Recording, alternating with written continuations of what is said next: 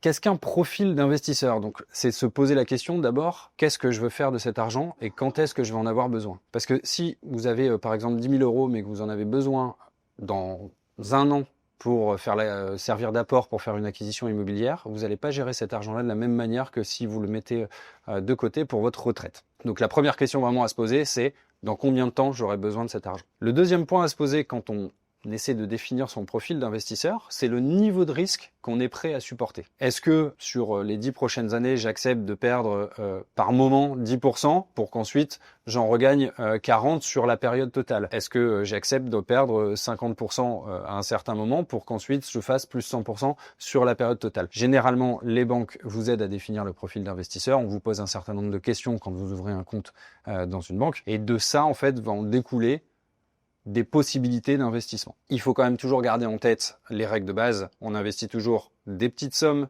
mais de façon régulière plutôt que tout d'un coup. On investit sur des produits bancaires ou d'investissement qui sont peu chargés en frais parce que les frais vont venir avoir un impact sur votre performance à long terme. Et on investit de manière diversifiée. Pour être plus clair, on ne met pas tous ses œufs dans le même panier.